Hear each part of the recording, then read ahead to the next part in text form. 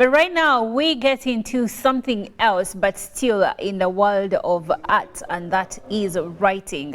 And if you're like me who loves to read, anything in black and white is something that intrigues and interests me, then this conversation is for you. With me is Samuel Senyonjo from a program, Faith of Our Fathers, and he will tell us more about that, about the projects they do, and some of the books that they have written. Right with me, I have a book they have written, and it's called For the Life of Another, and it is a biography of Honorable Reverend Dr.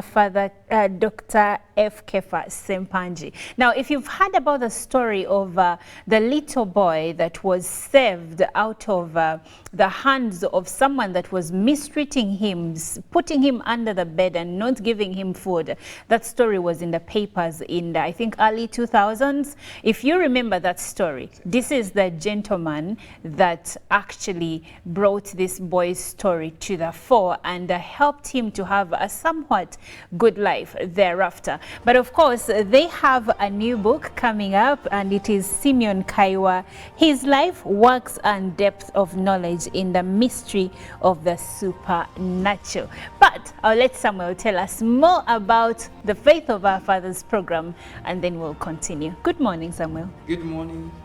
How do you? I am fine. It's nice to have you here. Nice meeting you. So you're an author. Yeah, I'm an author. So as for some of us, we are consuming. Okay. You are the people that make sure that we enjoy what we find on paper. Definitely. Okay, so tell Yes. us more about Faith of Our Fathers program. Okay, Faith of Our Fathers, it is a program that has come up, or that came up, to have our history on papers. Okay, we've had a lot of people here, they have done so many things, but then after 20 years, you don't know anything about them. I was inspired by a book I read entitled, it is by Josephus, Antiquities of the Jews. The book was written in 300. So I was like, the book was written in 300 and it is still around. I don't know even my great-great-grandfathers, just 4 of them. Then I was like, no, we have to put something down. So Faith of Our Fathers has come up to put down something on papers, more so in the Christian fraternity. We are Christians, we need to put down the things. So we are documenting the works of our fathers, the people who have been here in faith, Christian fraternity. That is what we are doing. And we are aiming at more than 50 books. We've gathered a lot of data. For now, I think we have more than 30 people, the data we've gathered. So we want to put something down, something in books. Maybe they'll read about them. Maybe the children, 40 years from now, 50 years from now, they're going to read about them. It's not about getting money, because if you want to do business, you can't write books in Uganda.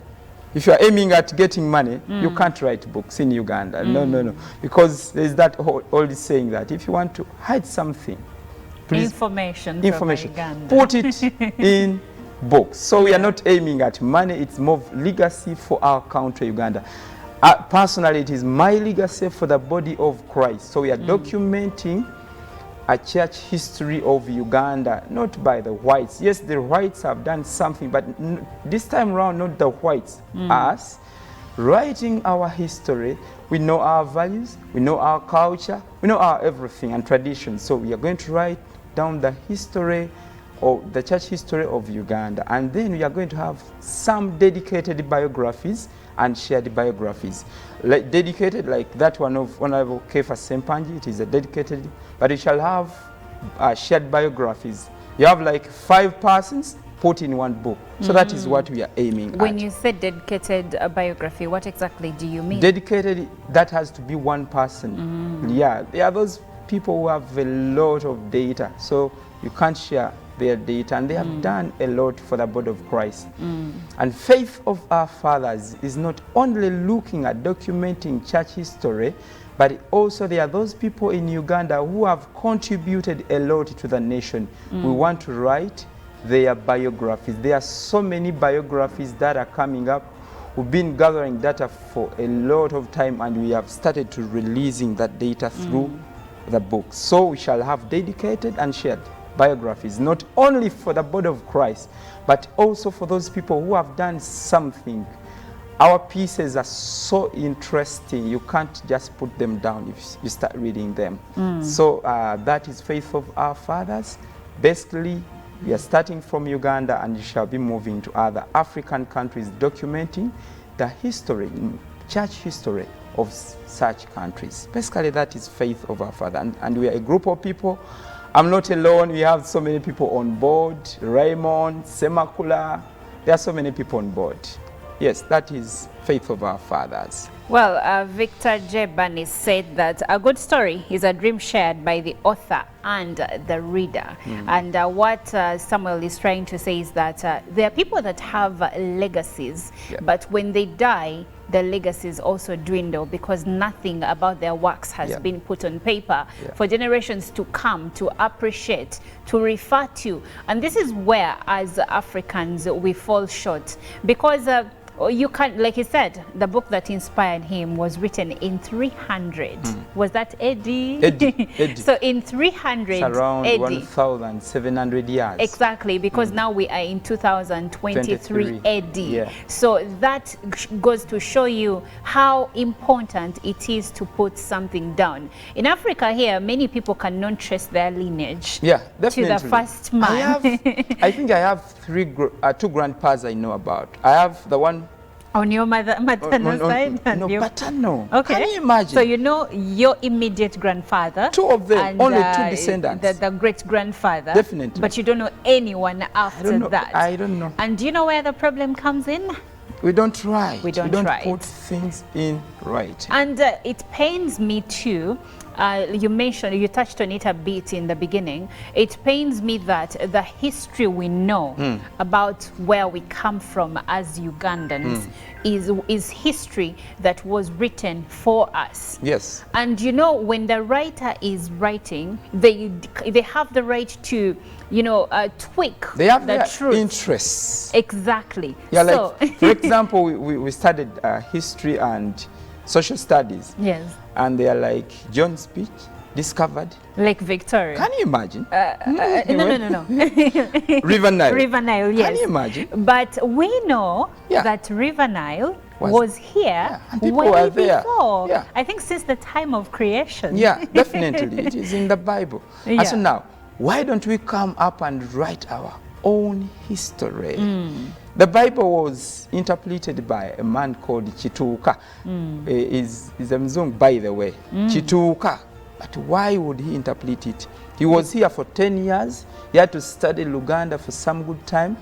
Then he had to write the Bible, to interpret, to translate the Bible from English, then to Luganda. But why? We are lazy. We don't want to write. We are not assertive. We are a bit lazy. So are we are lazy coming though? Are we lazy, or is it because the whole art of writing and reading has not been inculcated in us enough? That is partly. Yeah, like for example, governments must support literature. There is this friend of mine, actually I was going to write his biography, the late Philip Bongo, but my friend sang and wrote the biography. That guy was like, I was here for 10 years, struggling, here and there, struggling. I had to move miles and miles away to Sweden. That is when my talent was recognized. And I had to produce music. That music came back to Uganda and you enjoyed it. That is the same music I was performing here in Uganda for so many years, but no one was recognizing any talent. No one could scout any talent in me. I had to move miles away, and that government of Sweden in Stockholm, they supported the music, they supported African literature. That is when people, we have people like Fide Bongo Lutaya and Maddox Semada Sematimba. Their music, even up to now, is still relevant and live. It is not Christmas not until we've had songs of We wish you a Merry Christmas. Yes, it is not Christmas not until we've had We wish you a Merry Christmas and a Happy New Year. Yes. You know why?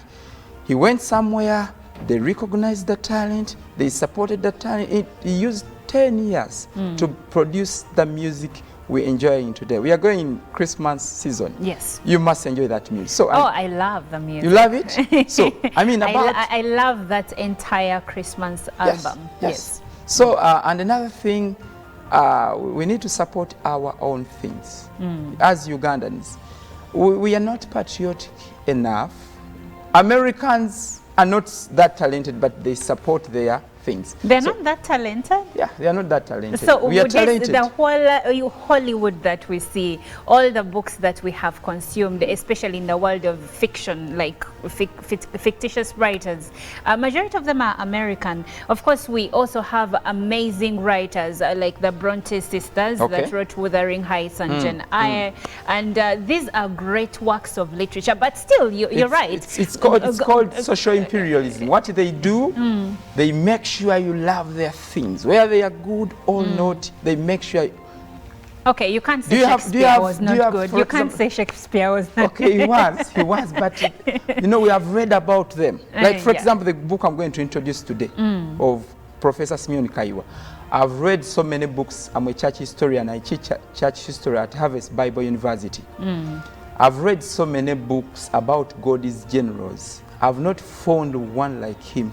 Professor Kayiwa. I've not found one like him, but why? We don't promote our things.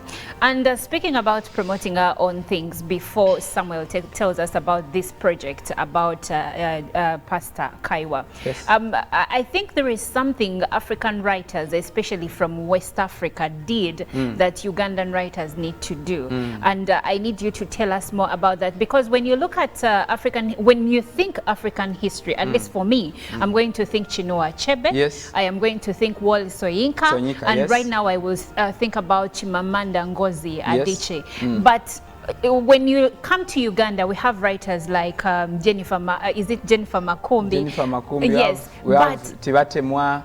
And but they're not as out there. Like, I want a Ugandan writer to be as Chimamanda Ngozi Adichie everywhere. Why are we not there? We are generally, the thing is general. For example, Nigeria in Africa, they do promote their things. That's what I'll stick on. They do promote their things, not only in writing, but in music. At least you know a Nigerian musician. Yes. But do they know Ugandan musicians? They know a few, Baby Cool, maybe. Like two? No, but you may two. mention like 10 of them. Okay. Okay, from that, you know, at so least you know Ugandan comedians. My friend has been here. Yes. On it. At least they know about, you know about at least 5 Ugandan, Nigerian comedians. Don't you know about them? Haven't you seen them? Okay, so what are you trying to say, that Nigerians are good at putting themselves on the world map? Definitely. We have good talents. So why can't we do the same? What is failing us? Patriotism? I don't know, but it's I think it's more of social imperialism. Social imperialism, you are tempted to think that the other guys are better than you. You are not good. Diamond Platinum was here, and he was like, you don't know that you have a gold here. I was talking about Chameleon. You don't know that you have gold here. You don't know that you have gold here. So we have good talents, but then we don't promote them. We have good talent. That's what I can say. But those people in the West, they do promote their things everywhere, on TikTok, on YouTube. I do take time and research. I do take time and research about media, about so many things. I think in media, we have like 4 people who have 1 million subscribers on YouTube. Like Ugandan people? Yeah, Ugandan people as in like single people. We have Anikansime, we have Kenzo and some other 2. Okay, now let's So we don't promote our things. We don't love our things. We think we don't have the best talents, but we have good talents. We just need to promote them. Okay. Before the government comes in. All right, Yeah. that's I actually am in agreement with that, because how are you going to cement yourself on any scene, whether local, East African or African and internationally, if you do not promote your work? But also it goes back to the quality of the work that you're putting out there. But now crossing over to the project that you're launching next week, please tell us more about it. We are going to launch that book of Professor Simeon Kayiwa on the 16th of December 2023 at Namirembe Christian Fellowship, the home of revival, the revival that started in December 1977. Let me talk just a little about Professor Simeon Kayiwa. Professor Simeon Kayiwa, as I've told you, that I've read so many books, but I've not seen anyone. We have Benson Dahosa, the Benins. I've not seen anyone like him. I've been at his church for some time, interviewing the church members, but almost half of the church members have got a miracle from Professor Simeon Kayiwa. He's in the area of academic, he's in the area of music. He has written over 200 songs. He's in the area of course, the church, and he's a father. He has Namirembe Christian Fellowship. But more so, his legacy are the miracles. He's the man who made us aware that miracles indeed happen. I've seen, some I've witnessed, yes. Like for example, my brother Kawesa, I saw myself, he was crippled. I saw myself. And 27 dead bodies have come to life. Some have been even at Mulago, mortuary. Some are prominent people in the nation. He has done so many things. In that book, we are going to see miracles, which miracles were in newspapers and TVs and everywhere, of dead people, of so many, of all sorts, of all kinds. And is this down to earth man? I've seen miracles. I've witnessed them. I've interviewed these people. I've seen the papers, and I think we need to celebrate him. He's a very humble guy. He's got 11 degrees inside. 11 degrees? Yes, and around 4 PhDs and around 3 masters. In which areas? Different areas. Okay. For example, in mass communication, he's a professor in psychology. He's a professor in the supernaturals. He's done counseling. He's in the area of physics, in so many areas. Hey. And yeah, in the US, in the UK, is this guy who's been everywhere. He has taught in the State House, not State House, White House. I mean, we need to celebrate him. We need to celebrate his work. He has done something. So, where is the launch going to be? The launch is at Namirembe Christian Fellowship. And which dates? 16th December from 8 p.m. Is the launch free, or it is free? Ah, okay. But the launch, if you want to buy a book, launch fee is 100,000 only 100,000. So that is the cost of the book. Yeah, 100,000. But it is optional, because you it's said optional. It's very if you optional. want to buy a book. It's very optional. You may okay. just come and go. So I have one more question regarding Faith of Our Fathers. Yes, please. When you say Faith of Our Fathers, are you only writing about men and their contributions in our society, or even the women of valor that we've had in our society will be considered? It's more of that old English Faith of Our Fathers, not meaning men. Okay. But because a viewer out there would be like, yeah, but I know this person, and their contribution to society has been great. And they worth, being written about. It's about human being, not really men. Not gender. Not gender. It's not gender, but human race. Okay. It's more of human race. Okay. So yes, what would be your last remarks to our viewers? Okay, to our viewers, first of all, I wish to appreciate you. Thank you for watching us. I'm inviting you on that date, 16th of December. 16th, it is going to be 2 p.m. Namirembe Christian Fellowship, the home of miracles. And my last remark, let's learn to support our things. Uganda has got good talents. Let's learn to empower. Let's learn to support our things. Let's learn to support our hustles. We shouldn't wait for the whites to come in here to document our things. And I want to tell you, we are in an era of knowledge. Shouting what? No, we are in era of knowledge. So let's embrace knowledge. Let's embrace our talents. Well, there you have it. You need to embrace reading Ugandan literature, like he has said, and I'm adding to that voice because there are many Ugandans that are writing books. For instance, you mentioned Worship Harvest, and I know that they have these, I forget the right word, but these academies where before you graduate, you must publish a book.